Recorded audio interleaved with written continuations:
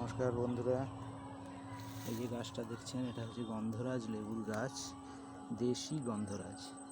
এই গন্ধরাজ লেবুতে দেখুন আবার এই সময়তে নতুন গুটি চলে এসছে এবং এই গুটিগুলো কিন্তু ফ্রুটে পরিণত হয়ে যাবে এবং আগের ফ্রুটও আমরা দেখতে পাচ্ছি, ম্যাচিওর ফ্রুট।